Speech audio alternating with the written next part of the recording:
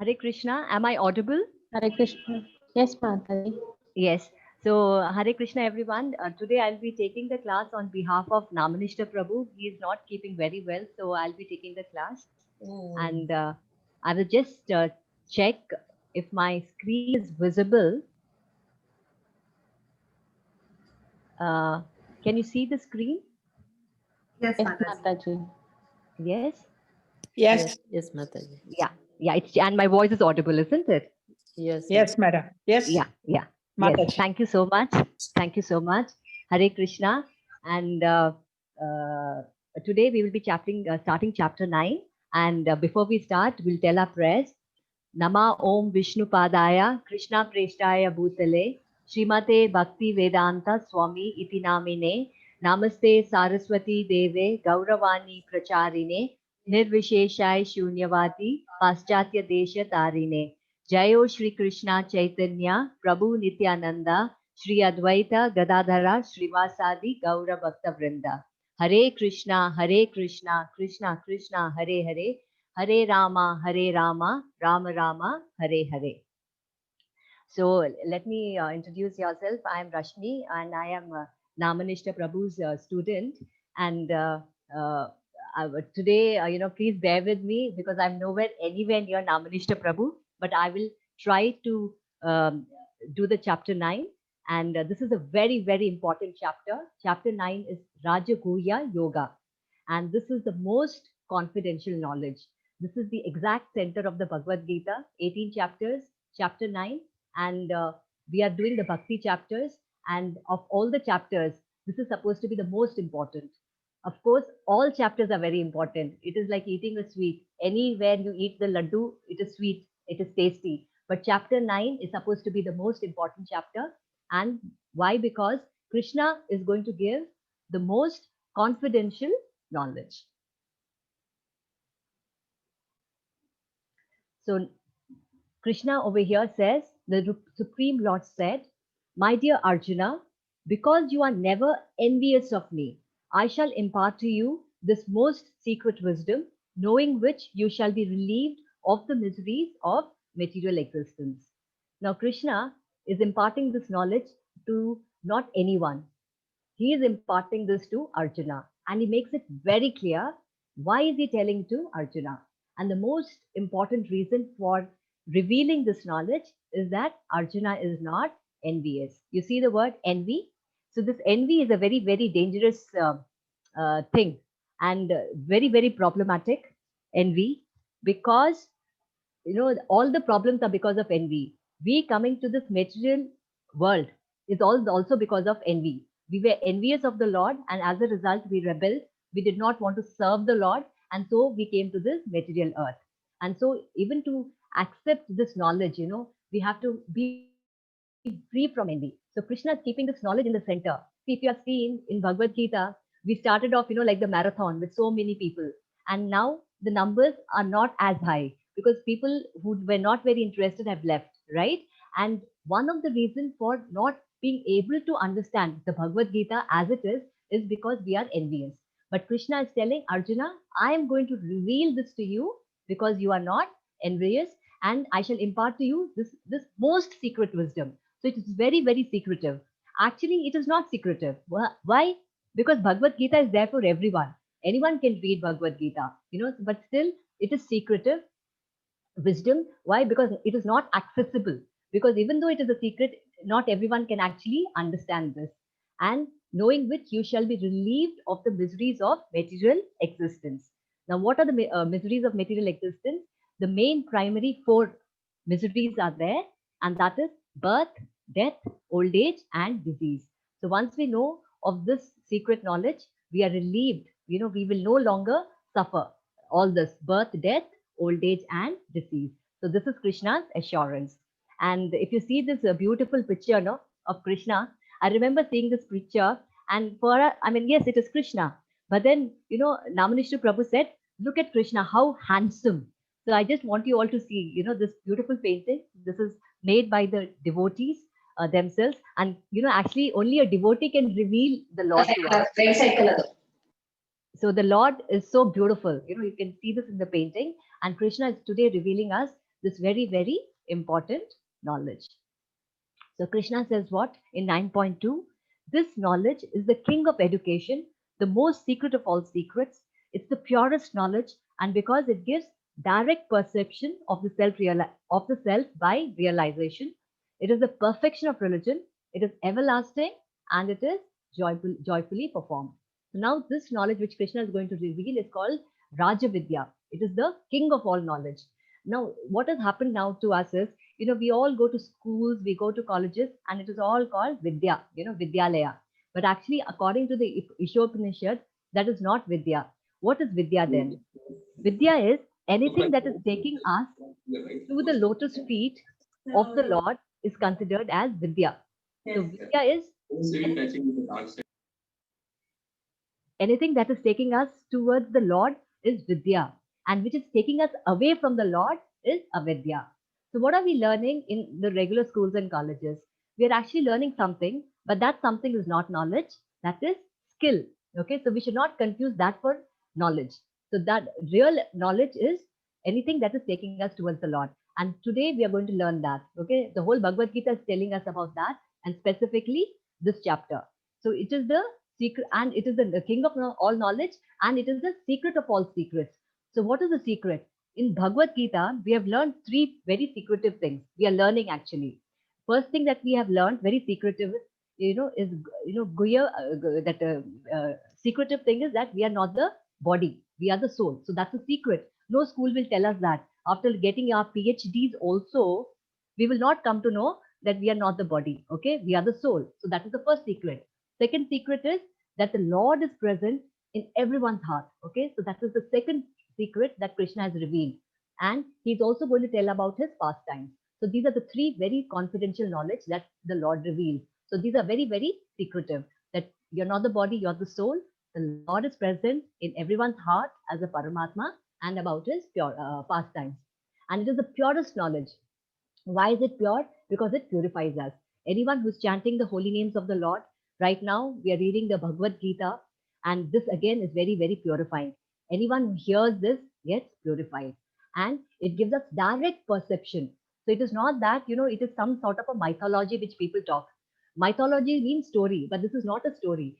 If we follow this process, we will be able to see the Lord directly face to face. So it is not some sort of a thing, that, oh, some imaginary thing. No, it is you.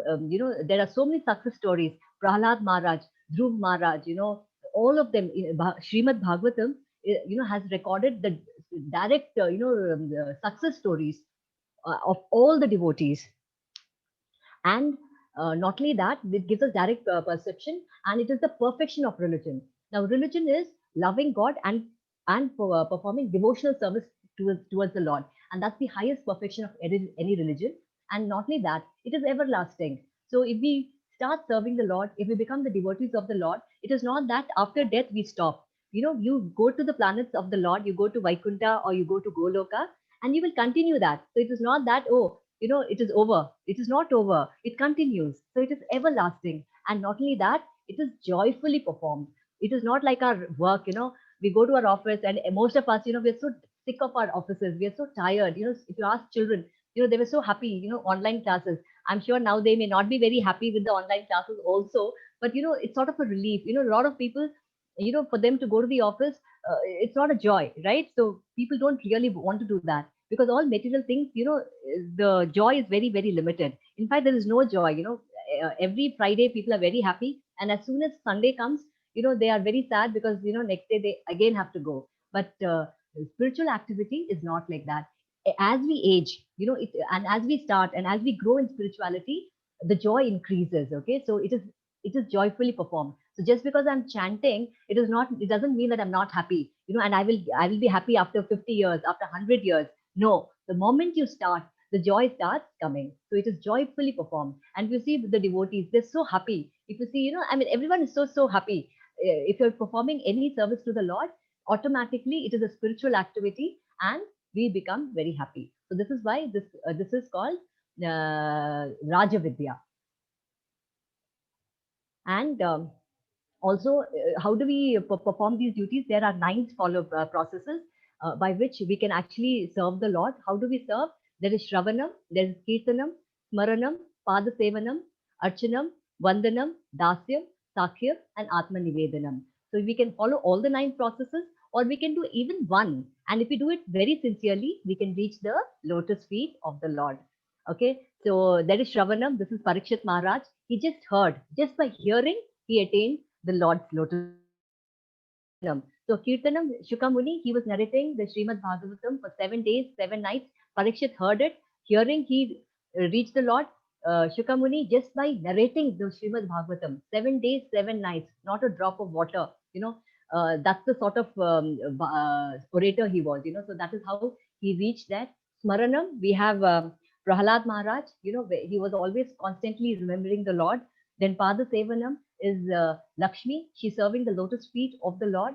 Archanam is deity worship, that is Maharaj Prithu. And Vandanam, there is praying, then that is Akrura, he's personified that.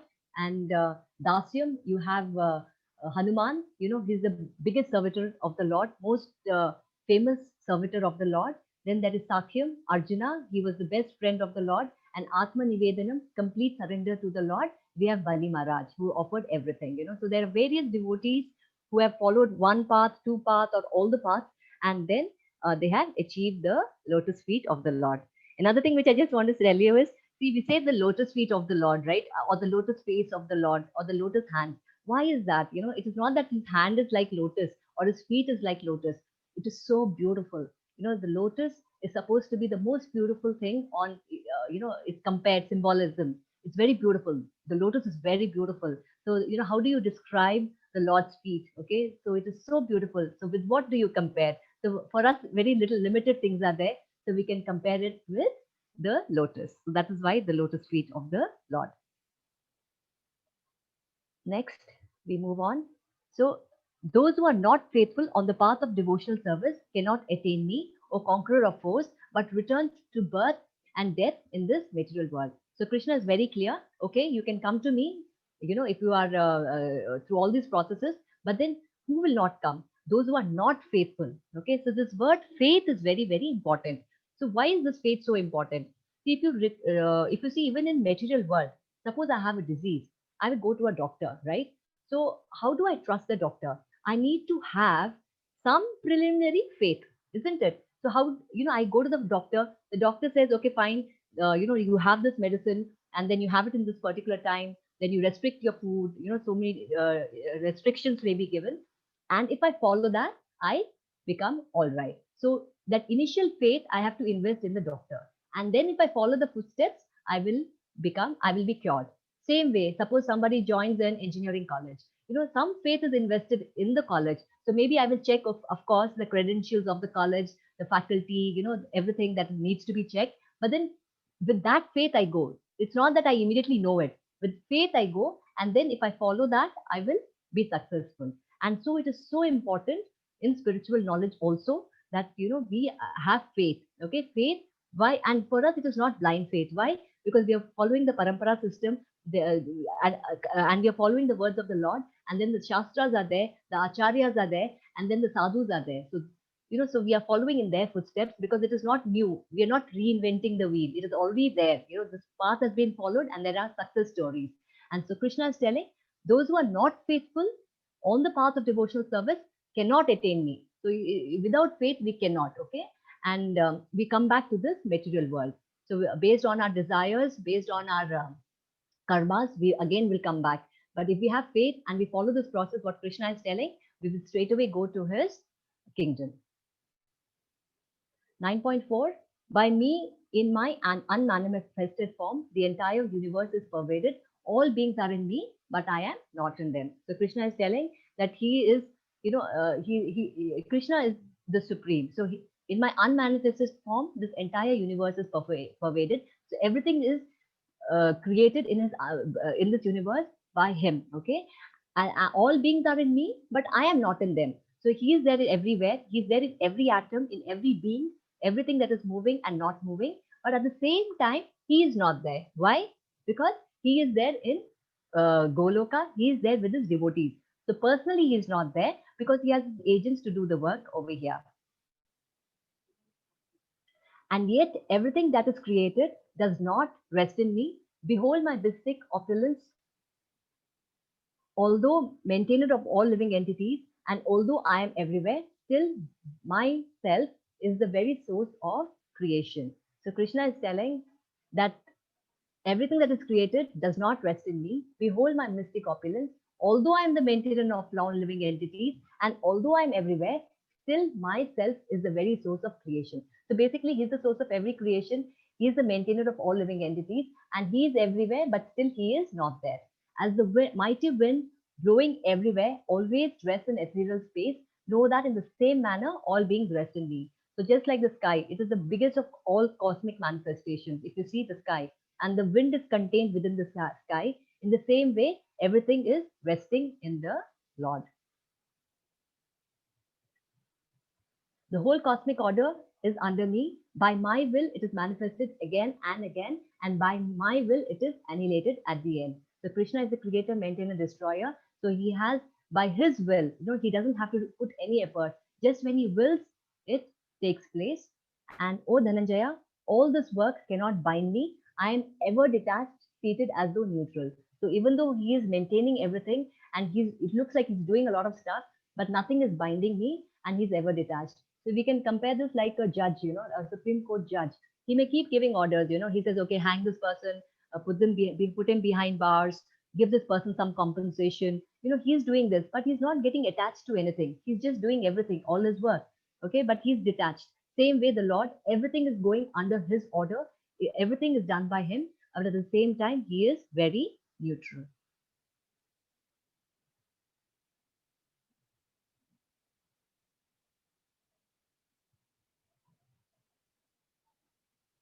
The material nature is working under my direction, O son of Kunti, and it is producing all moving and unmoving beings. By its rules, this manifestation is created, annihilated again and again. So everything is moving under the will of the Lord.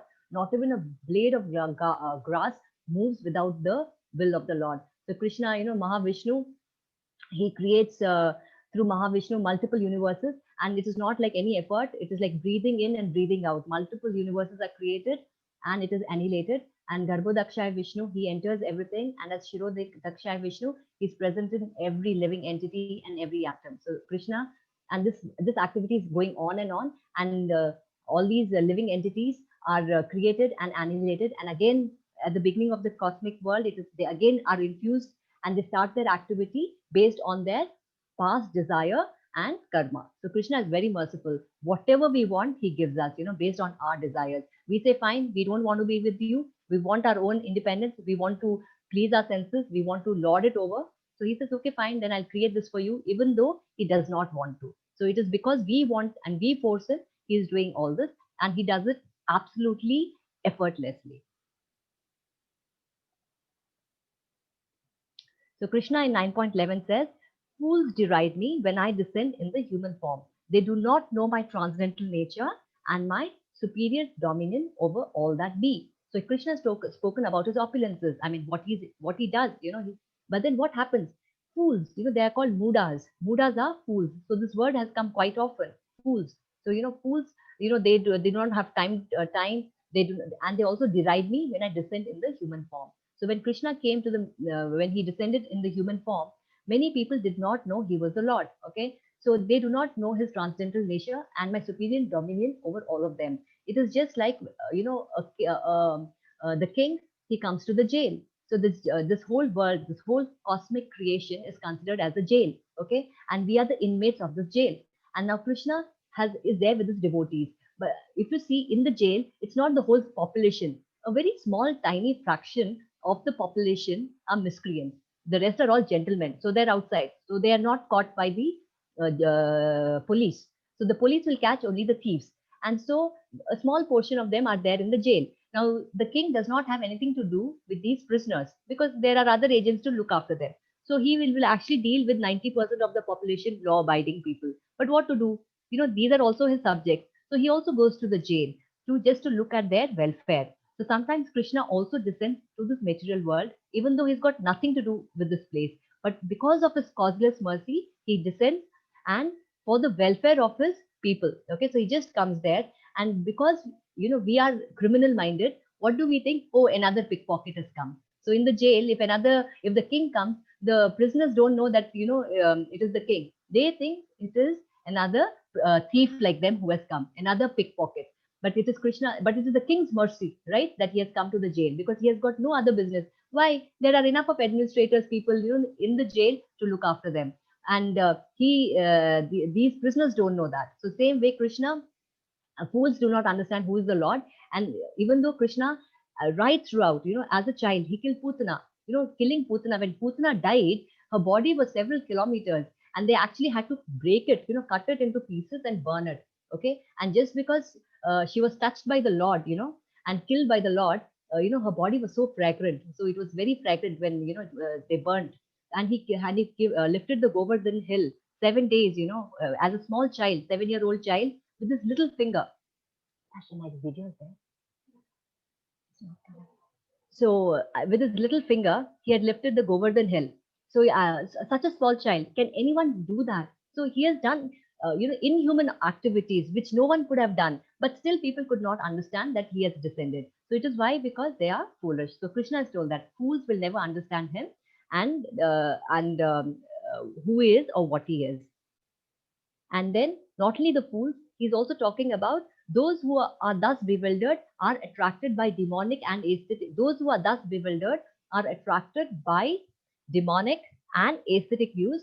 In that deluded condition, their hopes of liberation, their fruitive activities, and the culture of knowledge are all defeated. So the fools are there like that, and also those who are attracted by demonic and aesthetic views. So when we think of demons, whom do we think of? First of all, we think of big Rakshasas, we think of Agasura, we think of Ravana, we think of Hiranyakashipu. So we think, oh, those are demons. We are not demons. Actually, demons are there everywhere. In Kali Yuga also we have demons, but maybe we are not as powerful. We don't have the horns and all that, and we are not so powerful. But in our own way, in a very small way, we are all also very demonic, okay? And there are a lot of atheists also. So such people, what they are in that deluded condition, their hope for liberation, their fruitive activities, and the culture of knowledge are all defeated. So these people will never be able to understand the Lord. Why? Because they are envious. Now, who is a demon? Demon is not someone with horns. Demon is someone who is envious of the Lord. So the moment you are envious, you are considered demonic. You do not like the Lord. You hate the Lord. You are very envious of the Lord. And atheistic, again. So these people, what happens is, just because they do not believe in the Lord, or they do not, they're envious of the Lord, it's not that they will not be punished. The law of karma works. It's like the law of gravity. I do not believe in the law of gravity, and so I jump from the 5th floor. What will happen? I will fall down. So I believe, I don't believe. It doesn't matter. It will work. Same way, law of karma is acting, and all according to the directions of the Lord. So these demonic people, what happens is they fall into the lower species of life. And now those are all the fools that Krishna is talking about, and the demonic people. But then there are also Mahatmas. So who are they? O son of Pratha, those who are not deluded, the great souls, are under the protection of the divine nature. They are fully engaged in devotional service because they know me as the Supreme Personality of Godhead, original and inexhaustible. So now there's another class of people. Who are they? The Mahatmas. And they are protected. How are they protected? By the divine nature. So we have already, we have heard of this word Maya, right? So there are two Mayas. One is Mahamaya, and another one is Yoga Maya. So we all come under Mahamaya. The Sattvic, Rajasic, Tamasic. So all these people are all coming under the Mahamaya. But the Bhaktas, the great Mahatmas, they are coming under Yoga Maya, and they are protected. What is Mahamaya will actually blind us. Okay, so we are like the cloud, covers the sun. So the same illusion. Because of that, we are not able to see the Lord. And why is that? Because we also don't want to see the Lord. So naturally, the Lord says, okay, fine. Otherwise, drunkard. How do you talk to a drunkard? It's very difficult, right? So you have to wait for that person to sober. So only when you become sober and when, then you can talk. Same way, the Lord does not deal with us directly. Why? Because we are in that state, drunk state and doing all obnoxious activities.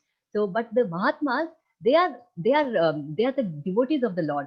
So the Lord is directly in touch with them, and that is through Yoga Maya. Okay, so they are protected. So this is the Maya which protects the Lord, and this gives us a lot of spiritual pleasure. Okay, this Yoga Maya is the spiritual potency. Okay, so it gives a lot of pleasure to the devotees, and they are fully engaged in devotional service because they know me as the supreme personality of Godhead, original and inexhaustible.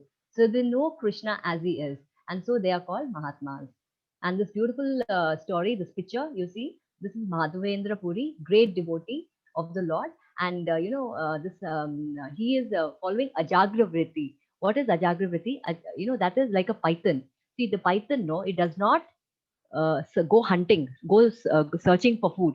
So it just sits in a place, and if any animal comes, it catches. So Madhavendra Puri never used to go out for food. Okay, if anyone gives him food, he will eat, but on his own, he will not go searching for food. So they don't even live under the same tree for more than a night. Okay, so Madhavendra Puri was on the banks in Vrindavan. He was there sitting and chanting, and what happens is, since he has not had food, one beautiful boy comes and he offers him milk. And Madhavendra Puri then says, okay, but who sent you? Then he says, see, do you see those ladies over there? They're milking the cow. So they have told me that you have not had anything. So please have some milk. And I will come later to collect the pot. So Madhavendra Puri then has this milk, and then he falls asleep. And in his dream, Lord Krishna says, didn't you recognize me? I'm Gopal. And I have been, my deity, I am buried over here in a place. And, this was the time of the, invaders, the Muslims had attacked. And so please, he tells the place where it is he's lying, and to kindly install him. So Madhavendra Puri then gets up and he wakes up, and he then goes and he collects the villagers. They go through the forest, cut the bushes, and they find the Gopal deity, and they then install him.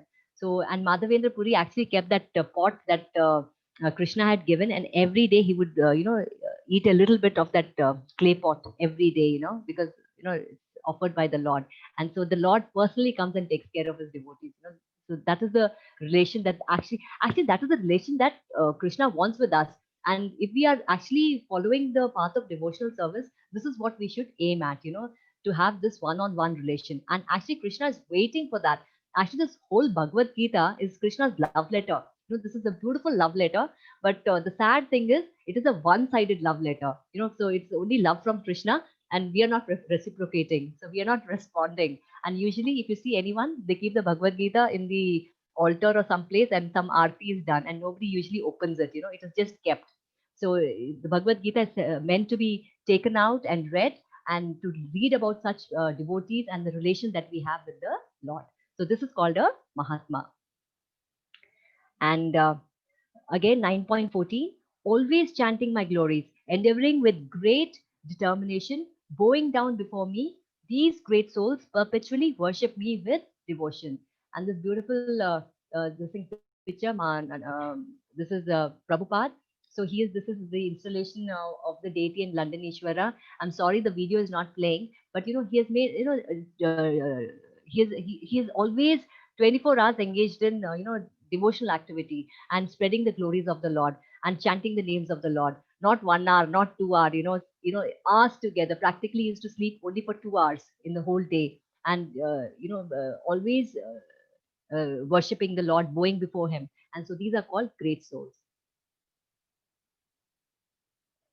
I am the father of this universe, the mother, the support, and the grandsire.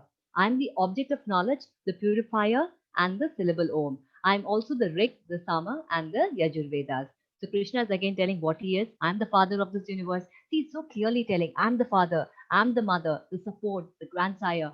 I am the object of knowledge. So whatever we are trying to learn, it should lead to the Lord. I am the object of that knowledge. He is the purifier, the syllable Om. So all the Vedic mantras, they start with Om. So everywhere Krishna is glorified. I'm also all the Vedas, all the Rig, the Sama, and the Yajurvedas. I am the goal, the sustainer, the master, the witness, the abode, the refuge, and the most dear friend. I am the creation and the annihilation, the basis of everything, the resting place, and the eternal seed. So Krishna is everything and the dearmost friend of ours because he's sitting in our heart. He can observe everything. He can observe our mind. He knows what we want. And sometimes, most of the time, I'm sure he's very unhappy because he knows what all things are coming to our mind. But the moment we want a little bit, one step towards him, he just comes, 100 steps. That's the sort of love that the Lord has with us. And anyone today, we are reading the Bhagavad Gita. So this is not by accident. This is a lot of punyas. Because of this, we are able to read his glories. And further, he says 9.90. O Arjuna, I control heat, the rain, and the drought. I am immortality. I am also death personified. Both being and non-being are in me. So everything, he controls everything. Heat, rain, drought. So if you're thinking it's very hot, it's because of the Lord. The rain, the drought, everything is controlled. And Krishna is the controller. He's the supreme controller. I'm immortality. I'm also death personified. Now, people who do not believe the Lord, for them, he is death. Death is there for everyone. But that's why people are so scared, of death. Because, when we are not, when we don't know, because of the fear, we do not know what's going to happen. Krishna is for the devotee, it is not death, okay? But for a non-devotee, he comes in the form of death. So Yamaraj is a great devotee of the Lord. So he's the agent of death, and we can understand this in a simple way. Now a cat, it is holding its kitten, right? So holds the mouse also. When the cat is holding the mouse, the mouse fears it is death for the cat, okay? For the mouse, when the cat is holding the mouse, it is death for the mouse, so it is so scared when the cat is holding it. But at the same time, when the cat is holding the kitten, it is felt, it feels the love of the mother. So that is the difference, between a devotee and a non-devotee. For them, that's the difference in death.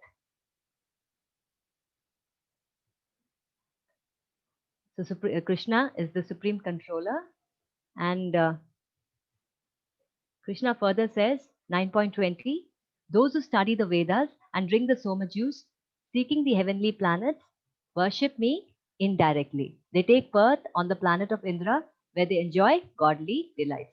So Krishna is telling, of course, through the Vedic, this thing, you read all that and you can go to the heavenly planets also. But they are worshipping me indirectly. And so they go to these heavenly planets to enjoy godly delights. So it's like this wheel, so it goes up and down. But the problem is you go up and then you also come down. So it is not permanent. So any benediction which is given by the demigods is not permanent. They themselves are not permanent. Planets are not permanent. And, once we go there also, we will come back. Why? Because it is not permanent. So you're going up and you are coming down, with a lot of endeavor. So it's not easy to go up either. It's with a lot of difficulty you go up. But then when your time is done, when your punya is over, your currency is over, you come down. So when they have thus enjoyed heavenly sense pleasure, they return to this mortal planet again. Thus, through the Vedic principles, they achieve only flickering happiness. So this happiness is flickering. It's not permanent. It's like when we go, suppose somebody goes on a holiday, goes to Switzerland, okay? So how long can you stay in Switzerland? As long as you have money. The moment your money gets over, you have to come down. So that's not really intelligent. So we should try to go to a place which is very beautiful, okay, but it is permanent also. So that is what Krishna is telling, okay. So he's not recommending this. 9.22, but those who worship me with devotion, meditating on my transcendental form, to them I carry what they lack and preserve what they have. 9.22 is considered the most important shloka of the whole Bhagavad Gita.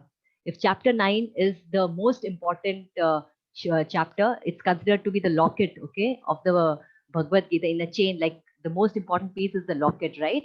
And then this shloka is the diamond in that locket. So this 9.22 is very, very important. And you must have heard this last line, Yoga Kshemam Vahamyaham. So this is also very famously taken by LIC. I think the older generation may remember. They say, so have seen this line. So this is actually taken from the Bhagavad Gita. But what does this mean? What it means is Krishna says what? Those who worship me with devotion, meditating on my transcendental form, to them I carry what they lack and preserve what they have. So this can be explained very clearly in this beautiful thing. Yamunacharya, he's the teacher of Ramanacharya, great Acharya. So Yamunacharya, when he came across this shloka, what did he do was, he knows Krishna is the ultimate and the most, very, Krishna is, the all in all. But then he says, he sees this word aham, right? I. So I, he thinks, why will Krishna personally do it? Because we have seen previously, right? He has enough of agents. By his will, everything happens. There are enough of people, like a rich man, he has so many people to take care of his needs and other activities. So he need not personally do it. So, when he was writing the commentary, he thought, why will my Lord himself do it? He will get it done through somebody. So he made a small change in the natural flow of commentary. And after doing this, he went to the river to have bath. And what happened was, uh, you know, they were at home. His wife was waiting for him, but she saw two boys, small young boys, and they had two very very big weight, sacks in their back, and they came to Yamunacharya's house, and they came to the house and gave it to his wife. And what did she see inside?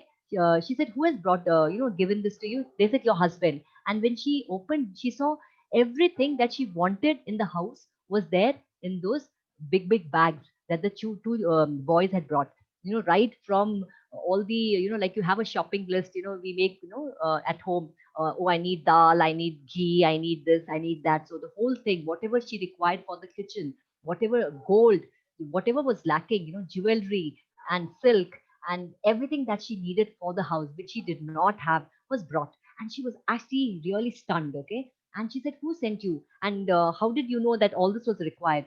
They said, "Your husband has told to get." So then she was very happy and she said, "Okay, okay, now it's lunchtime. So please sit and have prasad and go." And the two boys said, "No, no, no, we can't stay. You don't know your husband. He has beaten us." And then they showed their back and there were, marks on the back. And they said, "And see, it's so heavy. We could not even carry and we brought this here.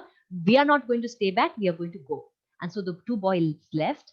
And when Yamunacharya came back, and she was waiting for him, and she said, "What are you doing? Why are you beating boys now? Why, what has gotten into you?" And then he could not understand, and then she showed him everything, and then she told what the boys had told. And that time, immediately, Yamunacharya understood that it was none other than Krishna and Balram. And then and he came to know why has it happened, because he changed this, right? So Krishna is personally telling what, that I carry what they lack and preserve what they have. So if you are a devotee of the Lord, Krishna will personally give you what you do not have and preserve what you have. And Krishna feels very offended when the natural commentary is changed. In fact, when Prabhupada went to the West, he was asked, "So what is your, this thing about the Bhagavad Gita? What can you, your commentary about the Bhagavad Gita?" So he said, Prabhupada said, "I am not so intelligent, okay? So I can only repeat what Krishna has told, what the great acharyas have told. So I have nothing more to say." So it's very important that, we follow the natural commentary of what has been told. And so this is very important and very encouraging to the devotees. So Krishna is, very merciful to the devotees. 9.23, whatever a man may sacrifice to other gods, O son of Kunti, is really meant for me alone, but it is offered without true understanding. So Krishna is very sad over here. He says what? That, a lot of people, they offer a lot of things to the demigods to get some benediction. So, for example, here, somebody, if they want a beautiful wife, they pray to Goddess Uma. Then, if you want a beautiful body, a healthy body, then you worship the Sun Lord. And then, if you want education, knowledge, you worship Goddess Saraswati. But then, everything is coming from Krishna. So, why not straight away go to him? So, it is like somebody's, the son comes back after a long time.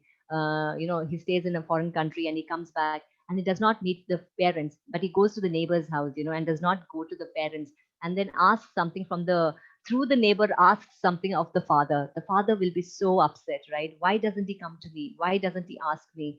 He's asking for the car. I want to gift him a car, not for a week, for a month. So the father will be so disturbed. The mother will be so disturbed. So Krishna, as the father of everyone, feels very sad, and he says that it is meant for me. All this offering is actually meant for me, but because people do not understand, we do not understand it in the right way, we go to these. So and so whatever is offered to the or the whatever sacrifices are done for the other gods are actually meant for him. And anyway, it is they can also it is he who supplies it ultimately. So why not straight away go to your own father?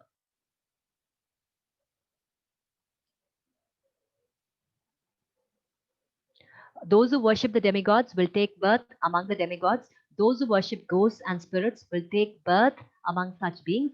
Those who worship ancestors go to the ancestors, and those who worship me will live with me. So Krishna is very clear, and we should have no doubt.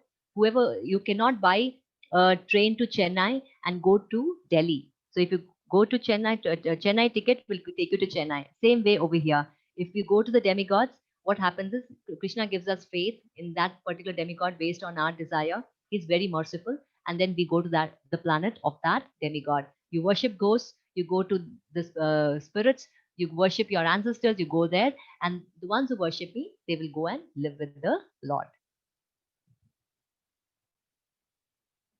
Very nice. 9.26. If one offers me with love and devotion a leaf, a flower, fruit, or water, I will accept it. So it is not like, Krishna, we have to die and then we'll go, or we will enjoy when we go to the spiritual kingdom over there. See, actually, devotional service, no, it's joyfully performed. And the moment we take up devotional service, no, that moment itself, we are actually serving the Lord. And so, how do we serve the Lord? It's not like, oh, I will serve, I love the God or do this. So we have to do something practically. So Krishna is telling what? You offer me this. See, it is not that he wants this leaf, flower, fruit, or water. He's the master of the universe. He multiple universes. He has everything. Millions of Lakshmis are serving him. He does not need our food. He does not need anything. But then what does he need? He needs our love. Okay. So what is he telling? He makes it so simple. So how do we offer our love? See, love is made fruitful in service, right? So how do we show our love? Krishna says, okay, fine. You can give me this. What? Leaf, a flower, fruit, or water. And see, this anyone, you don't have to be rich for that. Water is there, flower is there, leaf is there. Why don't you offer this to me? So Krishna based, and so it does not mean that if we can offer something better, we don't. So it is very important that we offer the Lord, we serve the Lord food, and Krishna is very clear what he eats. And he does not eat any non-veg, he does not eat egg, he does not eat onion, garlic. So it is very important that we offer what the Lord says. And what happens, see, it is not for whatever we do for the Lord, there's a lot of benediction, there's a lot of benefit. So when we offer this to the Lord, what happens is the Lord acts, he sees the feeling. So when the love, he sees the love, he's hungry for the love, not for the food. So what happens is he accepts. And because he accepts, that becomes spiritualized. And because of that, when we eat the remnants, we also become spiritualized. See, so beautiful. Otherwise, no, to understand the spiritual path is actually very difficult, because it is actually simple, but still it is very, very difficult.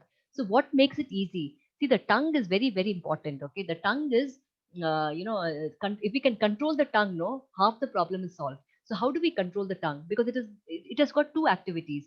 One is talking. Okay, so most of the time we are talking nonsense. So if we can engage it in chanting the names of the Lord.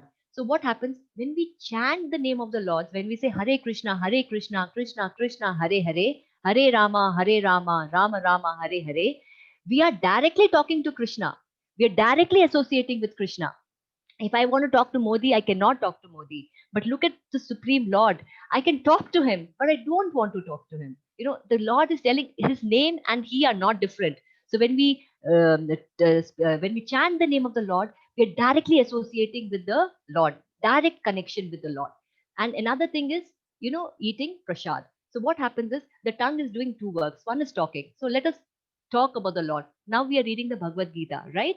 So this is again spiritual. We are hearing the Lord. So so our tongue and our ear are getting purified.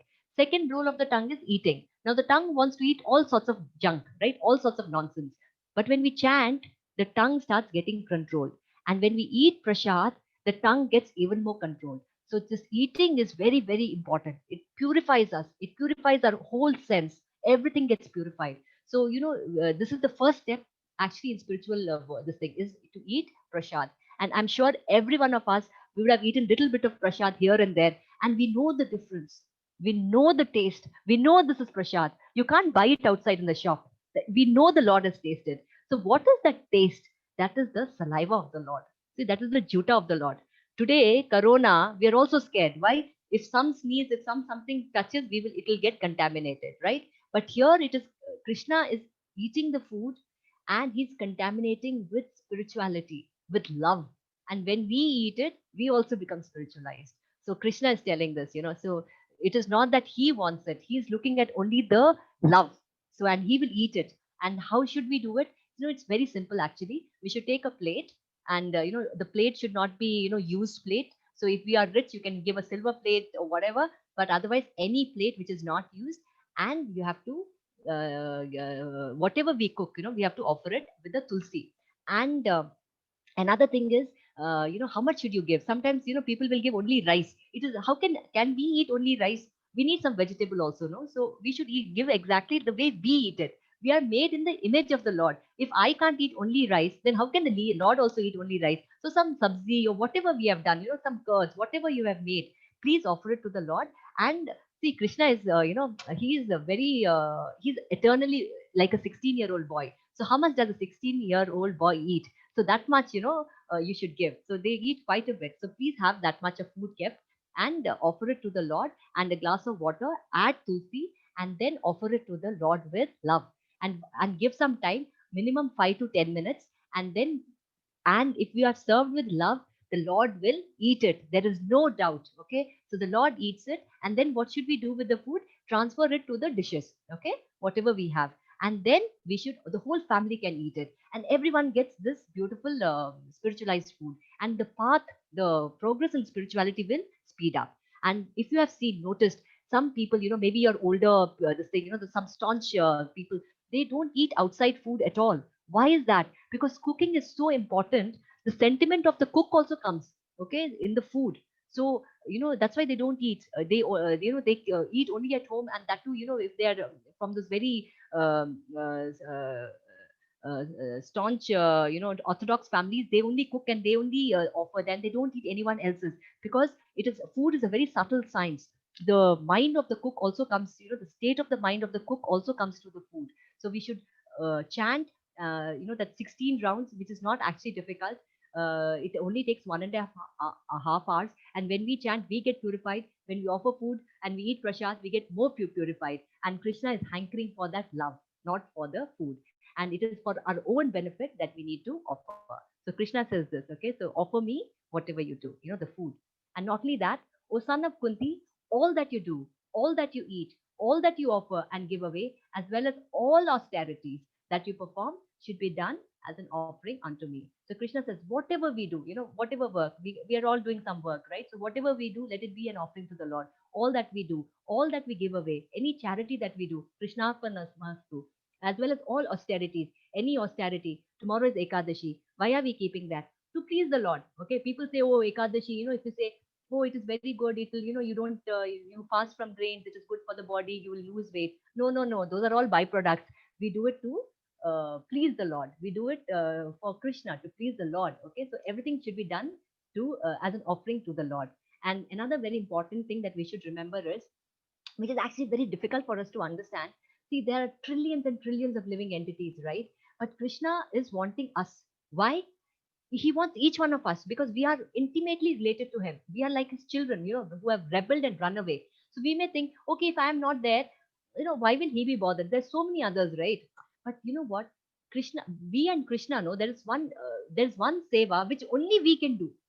Something which only we can do. It's like that missing jigsaw puzzle. If that piece is not there, that jigsaw puzzle is not complete. Same way, Krishna, that's why Krishna wants us, because what we can do, nobody else can do. So that is why, we should start offering our service right now. It's not that we die and then we offer. No, we do it now itself, and whatever we do, it's not that we have to go to the forest or sit in an ashram. Wherever we are, whatever we are doing, just do it as an offering to the Lord. I envy no one, nor am I partial to anyone. I am equal to all. But whoever renders service unto me in devotion is a friend, is in me, and I am also a friend to him. So Krishna says what? I envy no one. What is envy? Envy is basically I like what you have, but I don't like the fact that you have it. Okay. Now, what has Krishna got to envy with anyone? He is he is everything. He gives us everything. Okay. From him is we are taking everything. So what is there to envy with us? We are those small ants. Okay, which are so insignificant. So he envies no one because naturally, who is his equal? Who is there above him to he for him to envy about? So, right. So he envies no one, and he's also saying, "I'm partial to I am nor am I partial to anyone." See, Krishna is the supreme father. So actually, he's not partial to anyone, okay? Because for him, everyone is equal and he loves everyone. In fact, when the Kauravas died at the end, he felt very sad for the Kauravas because even they are his own children, right? So if anything happens to anyone, he feels very sad, okay? So he says, what? I envy no one, nor am I partial to anyone. I am equal to all. But, see, there is a but. When that but comes, no, that means there is something. So, but what? But who renders service unto me in devotion is a friend, is in me, and I am also a friend to him. But still, he is very partial to the devotees. Basically, Krishna, he envies no one. He's equal to everybody, but he is still partial to his devotee. Okay. Why? See, very simple. See, one day, one king also could not understand this fact. So the minister says, okay, fine, you come with me, I will show you. So they will go for a walk, and there's a lake. Okay. So he throws one citizen inside that lake. So the king, that fellow says, help me, help me. So the king says to the guard, go jump and save him. Okay. So the drowning man is saved. Next day again, the king and the minister go out for the walk. And this time the minister throws the king's son into that lake. Okay. And this time when the son is drowning, the king himself jumps. Okay. And he saves. So now the minister says, yesterday you told your guard, okay, your this one to jump. But today you only jump. Do you see the difference? Yes. Because today it is his own son. So when the devotee is there, the relation is totally, Krishna loses control. Okay. He is equal to everyone. He is not partial to everyone. Everyone gets what they deserve, nothing more, nothing less. But he feels very, very, he feels in, his devotee takes his heart. Okay. So he is in love with his devotee. And so, he's actually partial to his devotee. Even if one commits the most abominable actions, if he is engaged in devotional service, he is to be considered saintly because he is properly situated. So Krishna says this, okay? If that even if someone commits, a sinful activity, even though he is engaged in devotional service, he is considered to be saintly because he is properly situated. So in the beginning, see, we are all taking up devotional activities. So it's not that we have become devotees. So we are chanting, we are reading the Bhagavad Gita. But then what happens, it's very difficult to come out of all our sinful activities. And Krishna is so liberal. He says what? He says, okay, he's even if you commit some sin, Krishna still says that that person is saintly because he is properly situated. Why? Because he is rendering service to me. It is like the fan, okay? When the fan is running and you switch off the fan, you have stopped the fan, right? But still the fan is rotating for some time. So for some time, there would be maybe some sinful activity still, because we are not completely purified. So that's why the chanting of the holy names are very important because it purifies the heart. So when the fan switch is switched off, the blades will still rotate for some time. Same way in the beginning, when we start the devotional process, we may not be completely pure and we may still may commit sin. But Krishna says what? It's okay, you are properly situated. But it does not mean that we still commit. We should not. We should make an effort because that does not give us a authority to continue doing sinful activities. We should not. But Krishna is still merciful. All right. It is just like one child who starts walking, learning to walk and may slip and fall. So if someone says, makes fun of the child, the mother will say, no, no, no, don't make fun. He will walk. My child will walk. Same way, so Krishna is like that very loving, affectionate mother. He quickly becomes righteous and attains lasting peace. O son of Kunti, declare it boldly that my devotee never perishes. So that person who is in the neophyte stage, if he continues in the path of devotional activity, will become righteous and then attain lasting peace. And so who tells Krishna say to declare, O son of Kunti, declare it boldly that my devotee never perishes. Krishna tells this to Arjuna. You declare it boldly that my devotee never perishes. Why does Krishna not himself declare?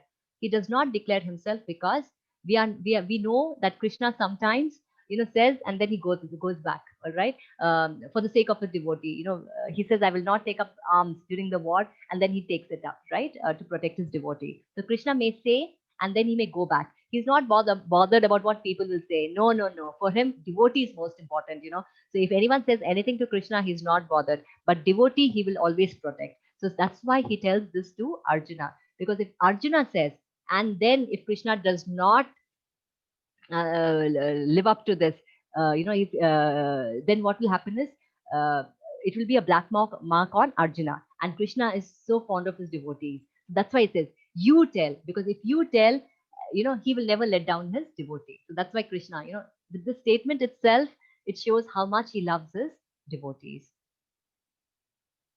O son of Pratha, those who take shelter in me, though be of lower birth, women, Vaishya, merchants, as well as Shudras, can approach the supreme destination. So whoever takes the shelter of the Lord, they attain him. So there is no distinction. Krishna is equal to everybody. So everyone can approach the Lord. And last, he says, 9.34, engage your mind, always thinking of me, offer obeisances, and worship me. Being completely absorbed in me, surely you will come to me. So Krishna is telling 4 things, okay? Think of me. He's, and how do we think of me, offer obeisances, worship me, and absorbed in me? Okay, so these are the 4 things that Krishna is telling. And even thinking of him, there are 4 ways in which we can think of someone. One is the name, okay? You can think of the name, okay? Then the name, the form, the paraphernalia, and then the pastimes.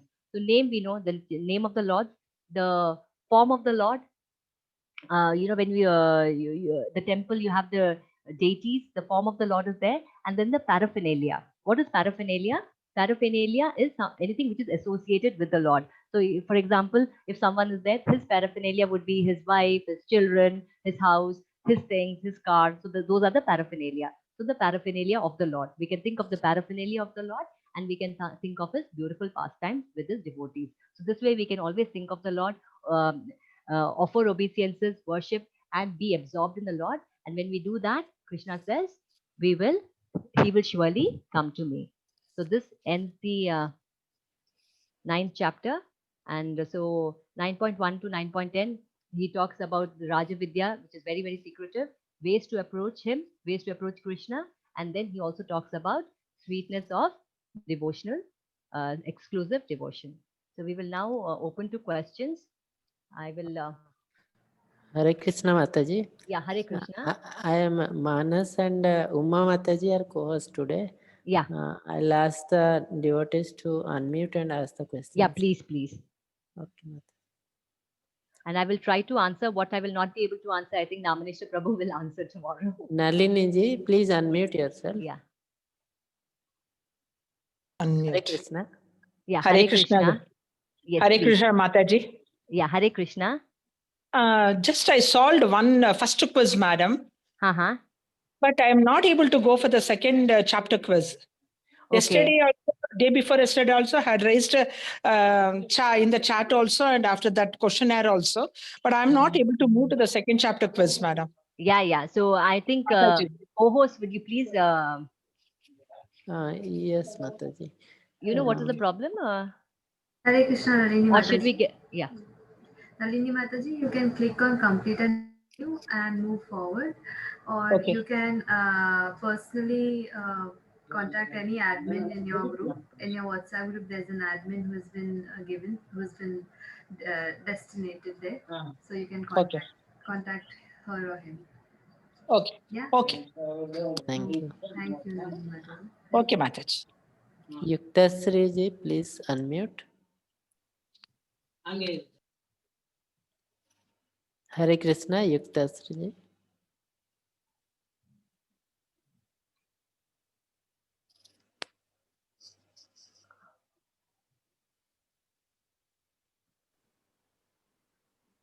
Anyone else? I mean, they can unmute themselves, I guess. Or you go in an Hare order. Krishna Mataji. Yeah, please. First, thank you for the wonderful preaching, Mataji. It's really wonderful. And I would like to ask you about Goloka chart, Mataji. Can you explain about Goloka chart?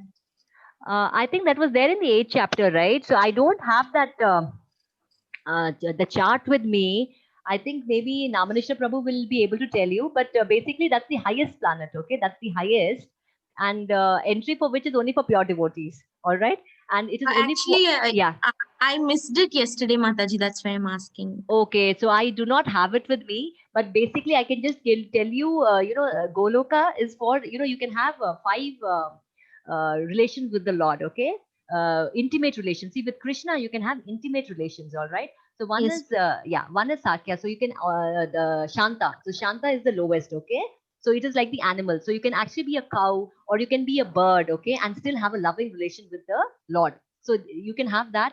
Higher to that is the, as dasa, and then to the higher to that is the friendship, okay, and then it is this thing parental vatsalya, parental relation, and the highest is conjugal, okay, so madhurya. So with these 5 relations we can actually have very intimate relations with the Lord, and that is only possible in Goloka.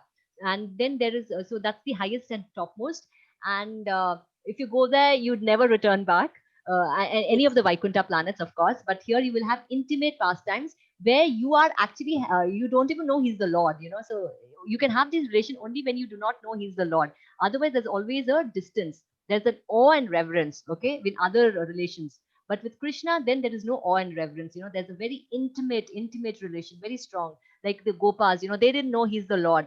So Yes, they're jumping on him and they're, sharing his food. If you think he's the Lord, oh my God, how do you jump on him? How do you fight with him? How do you, play with him? You will just do namaskar.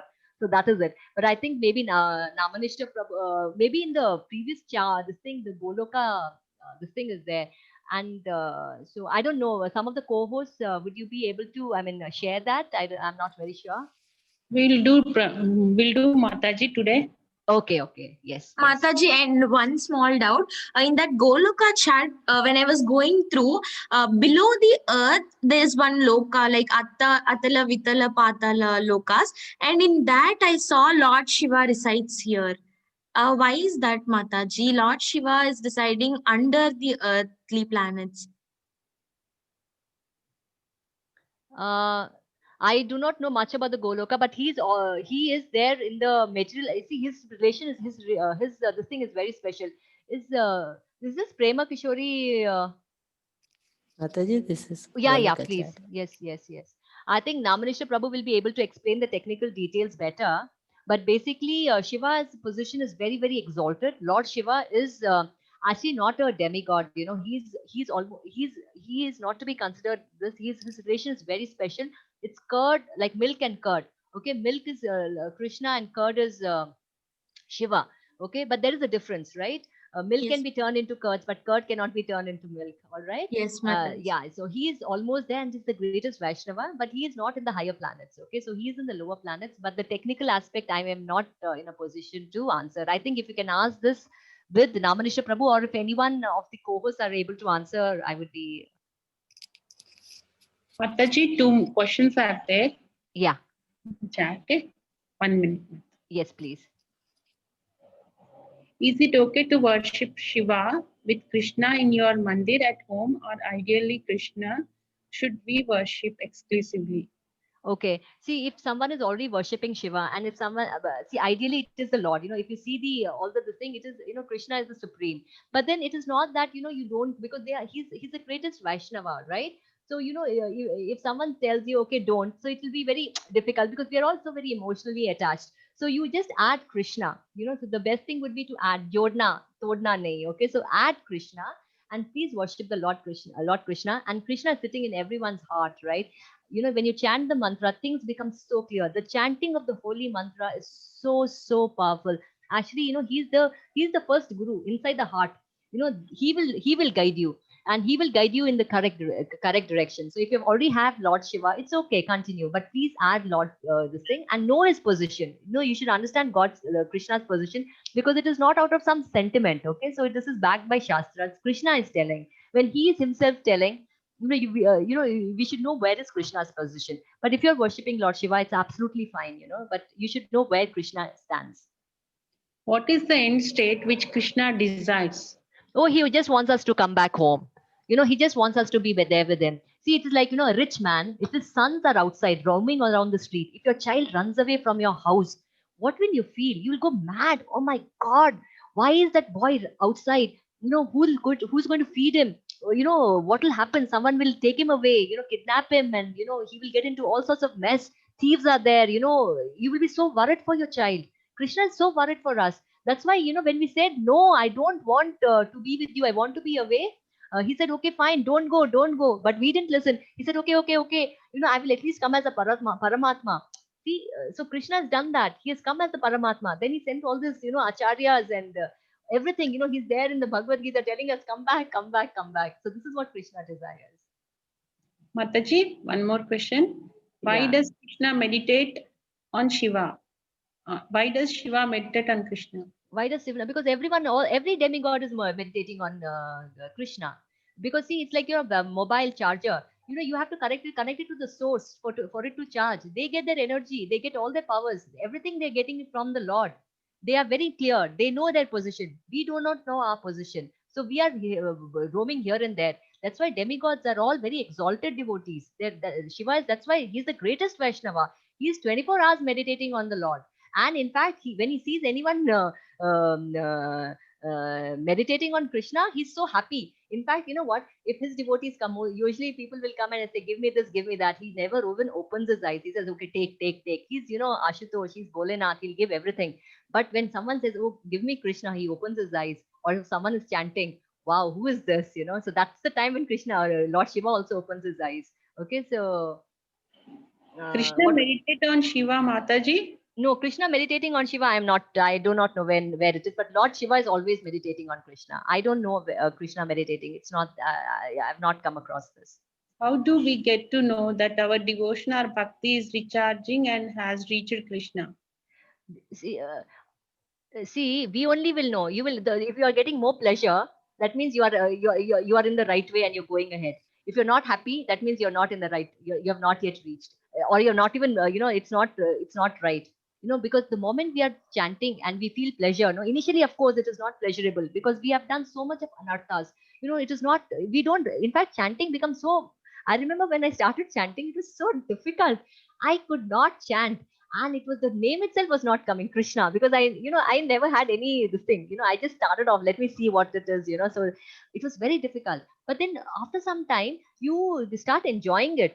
So that when you're starting enjoying means, that means you are moving in the right direction. So no one has to screen, no one has to give you a certificate, no one will come to know. You yourself will come to know that it has reached Krishna.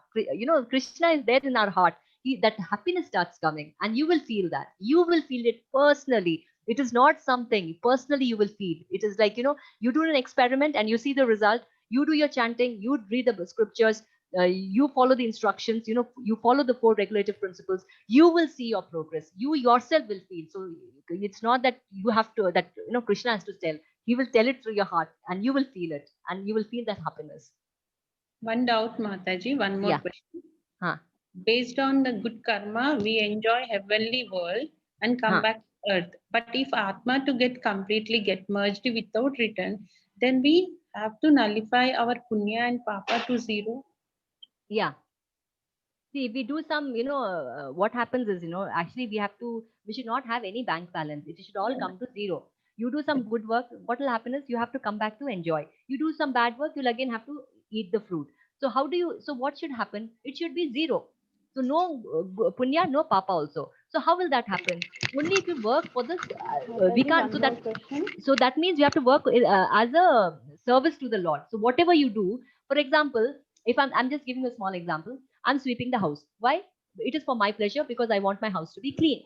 But same house cleaning, if I think I am going to sweep my house because it is not my house, it is Krishna's house. Same house, your own house. But if you just change your mentality, I am now cleaning Krishna's house. So when you're cleaning Krishna's house, definitely there will be some ants, there will be some spiders which are dying. That time killing by accident, when all these are getting killed and all that, no papa is coming. But when I'm cleaning for my pleasure, papa is there. When you're cooking for yourself, you're damaging the plant.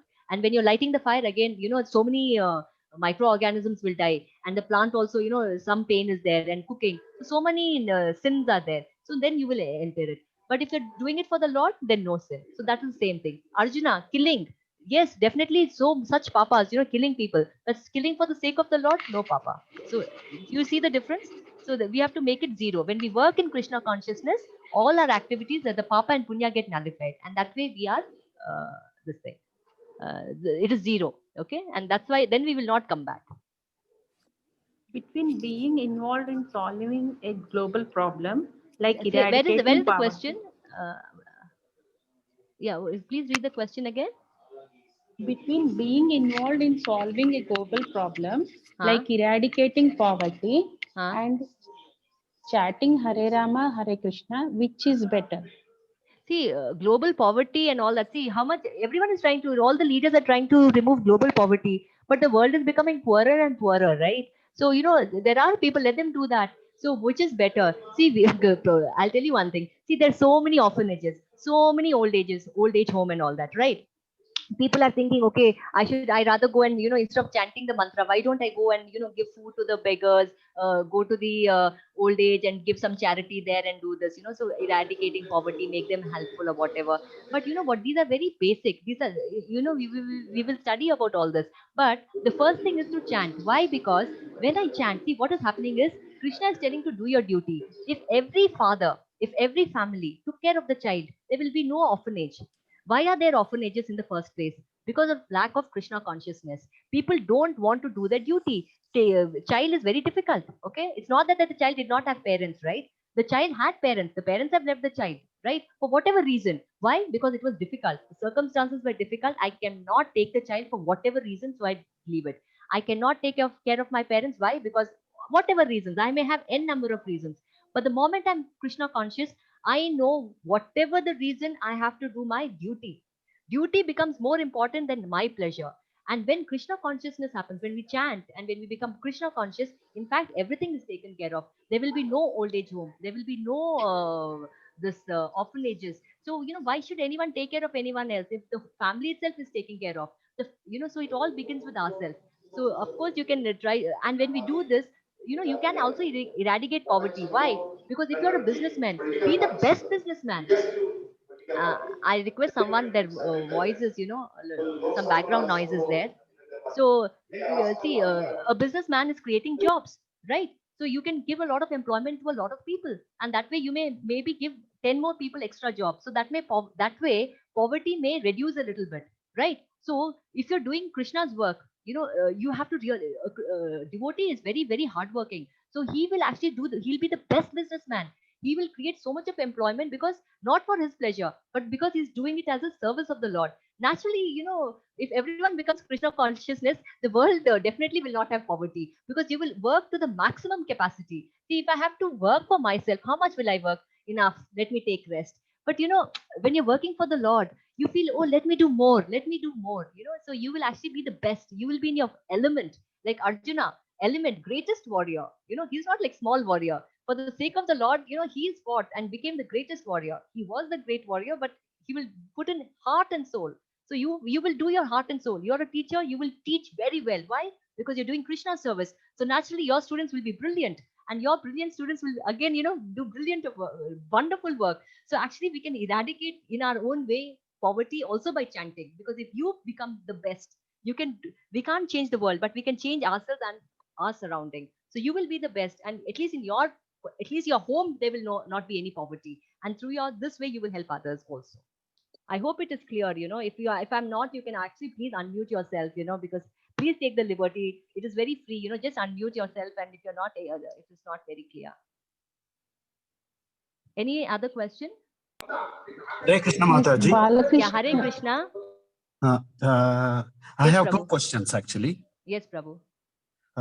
First one is in the slide 9.1.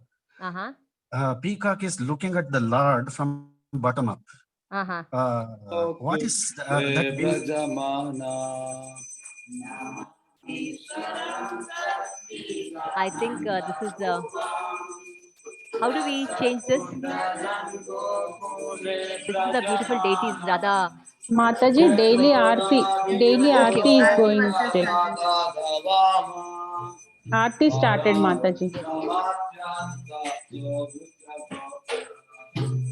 After Aarti, we can.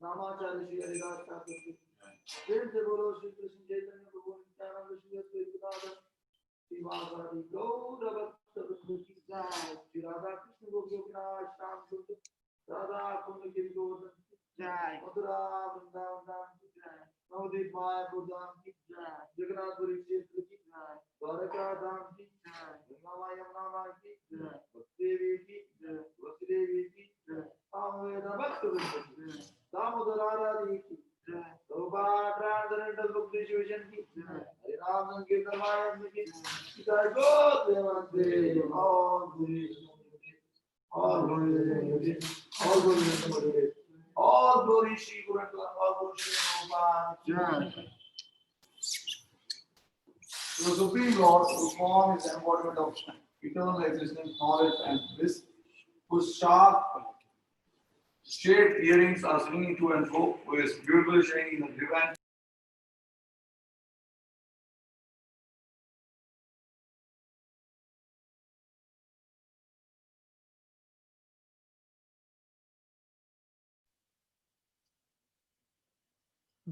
Hare Krishna. Uma Mataji. Yes, Prabhuji. Shall we take some questions? You will take na, Prabhuji. My network is not supporting. Yes, yes. Mataji is there. Hare Krishna Mataji. Hare Lakshmi Krishna, Mataji. Prabhu. We will be starting off with Krishna book, Manas Prabhu. Kindly Okay. tell all the participants to write to the admins the questions that they have. I have taken a note of the questions that are in the chat. Okay, Mataji. Yes. Okay. Thank you. Hare Krishna. Thank you, Manas Prabhu. Hare Krishna. Hare Krishna. Hare Krishna Mataji.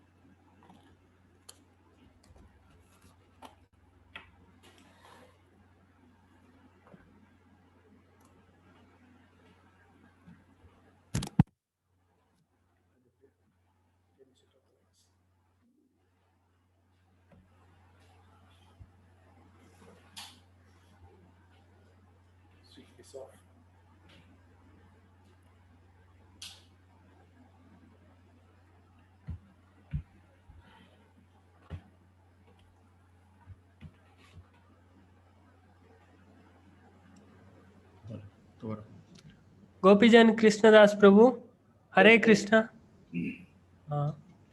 Hare Krishna Prabhu, Danat Pranam.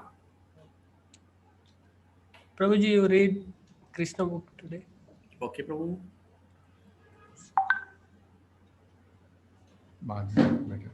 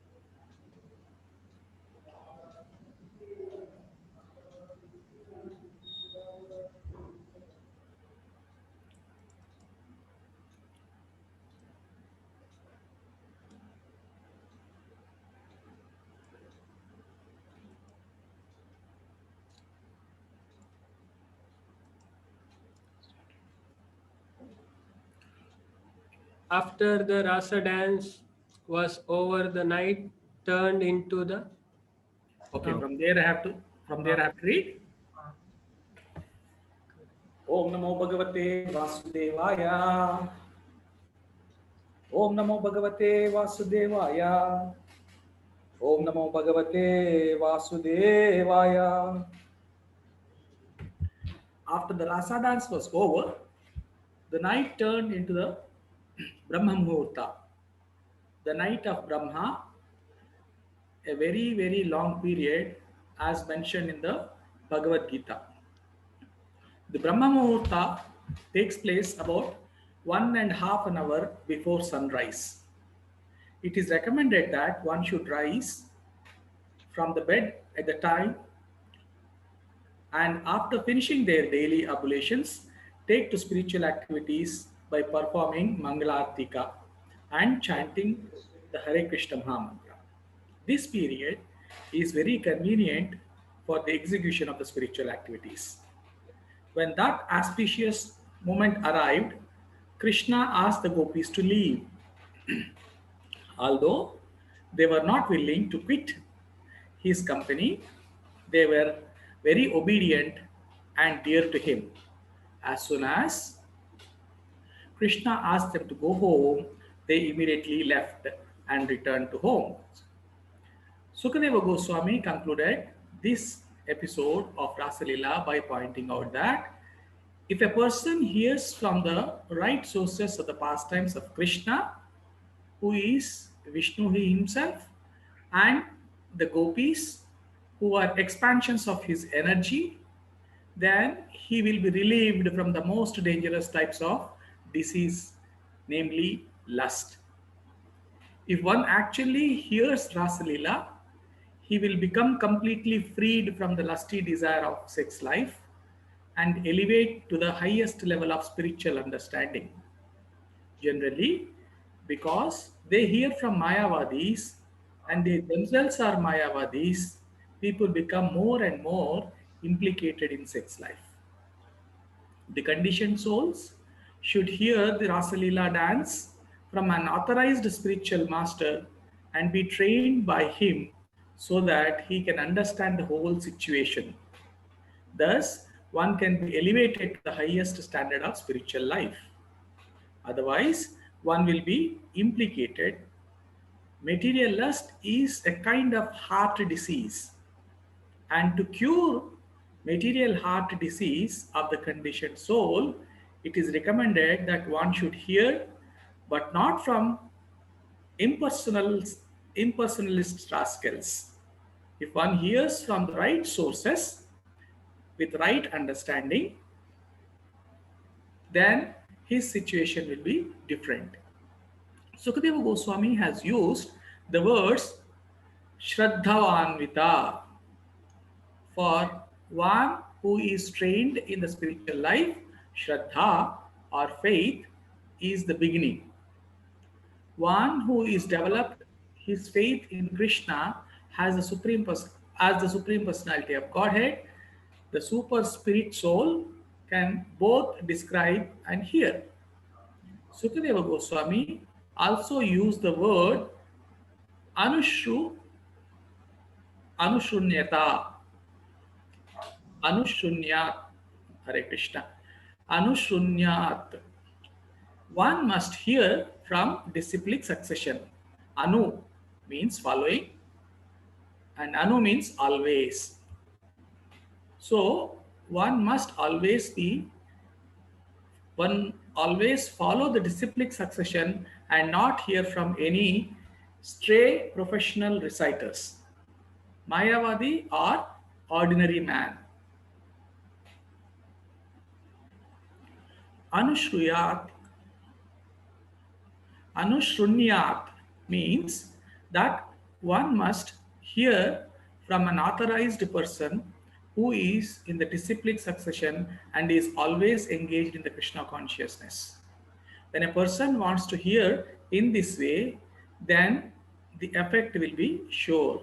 By hearing Rasa Leela, one will be elevated to the highest position of spiritual life. Sukadeva Goswami used two specific words, Bhaktim and Param. Bhaktim Param means execution of devotional service above the neophyte stage. Those who are simply attracted to temple worship but do not know the philosophy of bhakti are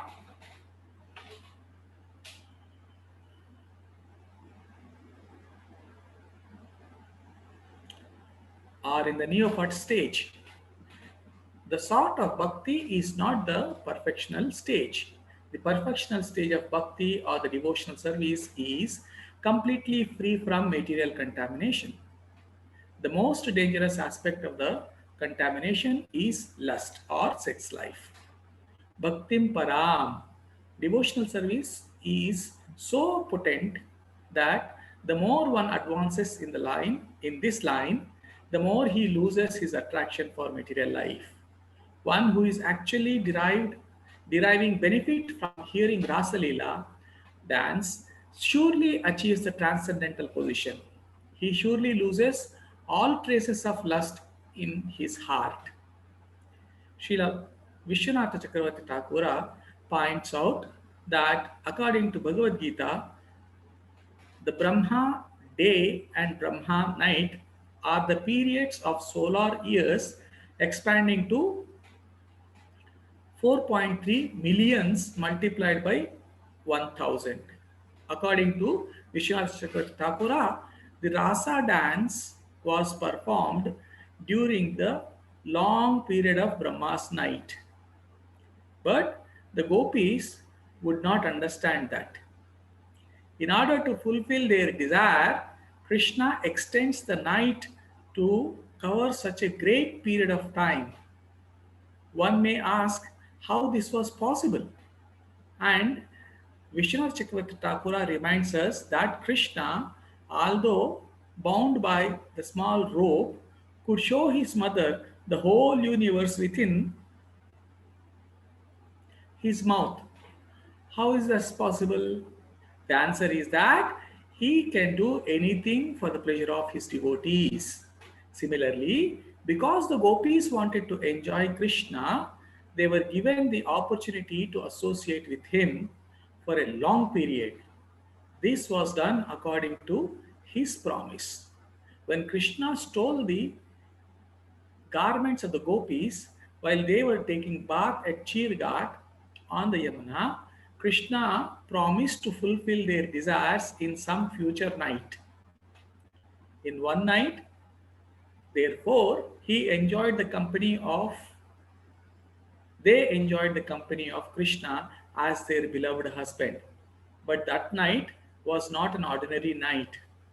It was night of Brahma and lasted millions and millions of years. Everything is possible for Krishna, for he is a supreme controller. Thus ends the Bhaktivedanta purport of 32nd chapter of Krishna, description of the Rasa dance.